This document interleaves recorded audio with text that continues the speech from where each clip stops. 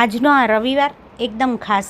આમ તો દર રવિવારે બાળકો સાથે ક્યાંક ને ક્યાંક જતા હોય ને ફેમિલી ટાઈમ આપતા હોઈએ, પણ આ રવિવાર કંઈક જુદો. કારણ કે આજે એવા મિત્રોને મળવાનું હતું કે જેને મળ્યા, ફેસ ટુ ફેસ મળ્યા 15 વર્ષ થઈ ગયા. એટલે દીકરી જ્યારે નર્સરીમાં ભણતી હતી એ સમયે નર્સરીના એના મિત્રો સાથે હતા.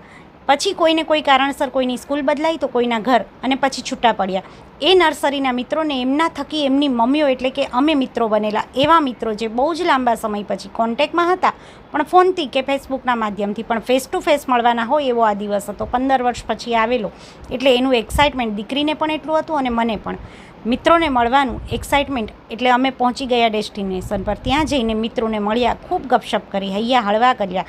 દરેકે પોતાના મનની વાત કરી. દીકરીને તેના મિત્રો તેની ગપશપમાં લાગી ગયા.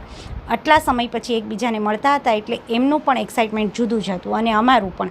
ખરેખર આ દોસ્તી જ એવો સંબંધ હોય છે જ્યાં તમે કોઈ પણ ડર કે સંકોચ વગર ખીલી શકો ને ખુલી શકો, હૈયું હળવું કરી શકો, હૂંફ મેળવી શકો. તમને કોઈ જજ કરશે એવો સહેજ પણ સંકોચ ન હોય. બસ માત્ર એકબીજાની ખુશી કે દુઃખ વહેંચવાનો આનંદ હોય, હળવા થયાનો હાશકાર હોય. આ સંબંધ ખૂબ ખાસ છે, અને દરેકના જીવનમાં જો આવા ખાસ સંબંધ હૈયાના ખૂણે સચવાયેલા હોય તો કોઈ પણ માણસ હતાશા, નિરાશા કે ડિપ્રેશનથી બચી શકે. એટલે આવા સંબંધને એક હૂંફાળું સરનામું તો હોવું જ જોઈએ. મિત્રો સાથે ખૂબ મજા આવી, અવસરનો આનંદ માણ્યો. આ દિવસ ખરેખર ખાસ બની ગયો. 15 વર્ષના લાંબા સમયગાળા પછી જ્યારે મિત્રોને મળતા હોઈએ ત્યારે એની ખુશી તો અલગ હોવાની જ. એટલે બાળકો અને એણે ખૂબ મજા કરી, અને નાના બાળકો બી ખૂબ મજા કરતા હતા. આટલા લાંબા સમયે મળ્યા એટલે થોડા ગપશપમાં ખોવાયેલા, પણ નાના બાળકોએ યાદ કરાવ્યું કે એમને પણ કંઈ કરવું છે. એટલે એમને રાઇડ્સમાં બેસાડ્યા, એમને પણ મજા કરાવી, અને લગભગ 5થી લઈને 8 વાગ્યા સુધી 2-3 કલાક સાથે વિતાવી. ખૂબ મસ્તી કરી, ખૂબ વાતો કરી, અને પછી ડિનર માટે ગયા. સૌનું મનપસંદ ડિનર મંગાવી, ડિનર એન્જોય કર્યું. પછી કેટલાક ફોટા પાડ્યા, સેલ્ફી લીધી. આ બધું કરી મસ્તી મજા કરીને લગભગ 10-10:30 વાગ્યા અમે છૂટા પડ્યા. ત્યારે પણ હજી જાણે હૈયું ભરાયું ન હોય એમ સમયને ન્યાય આપી નીકળી ગયા, પણ ફરી મળવાનું નક્કી કર્યું. ખરેખર આમ તો આ પોઝિટિવ વિચાર કરવાને બીજાને કહેવા સહેલા હોય, પણ પોતાના માટે પગલું ભરવું અઘરું હોય છે.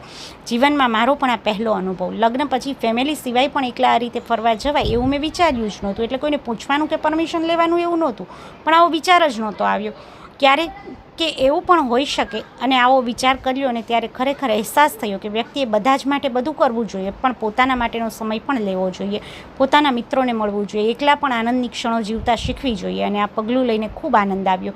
ત્યારે થયું કે ખરેખર બધા જ માટે, પરિવાર માટે સમય આપવો આપણી જવાબદારી છે, અને સાચવવો જ જોઈએ. પણ એ સાથે પોતાની માટે પોતાના મિત્રોને મળી પોતાનો ગમતો સમય લેવો એ પણ કોઈ અપરાધ નથી, અધિકાર છે. તો દરેક વ્યક્તિએ આવો સમય પોતાના માટે કાઢવો જોઈએ, અને એ પણ કોઈ પણ અપરાધ ભાવ વગર કે સંકોચ વગર. આ વાતે મને શીખવ્યું કે જીવનમાં આવી ક્ષણો પણ માણસને નવી ઉર્જા આપતી હોય છે. એટલે આજે મારું જ આ પગલું મારા માટે પ્રેરણારૂપ બની ગયું, અને એમાં પણ અધકેરો આનંદ ત્યારે ઉમેરાયો કે જ્યારે ઘરે આવીને ખબર પડી કે આજે જ્યારે અમે બહાર હતા ત્યારે હું અને બાળકો, પતિએ પણ પોતાના માટે પગલું ઉપાડ્યું, અને પોતાના ગાવાના શોખને ન્યાય આપી સ્ટુડિયો પર કરાઓકે પ્રોગ્રામમાં ગીત ગાવા માટે ગયા, અને એમણે પણ પોતાના શોખને એન્જોય કર્યો. આ રીતે અમે બંને પહેલી વખત પોતપોતાની ગમતી પ્રવૃત્તિમાં પોતપોતાના માટે સમય કાઢ્યો, એ પણ કોઈ અપરાધ ભાવ વગર, પૂરા અધિકારથી, અને બંનેને એનો ખૂબ આનંદ આવ્યો.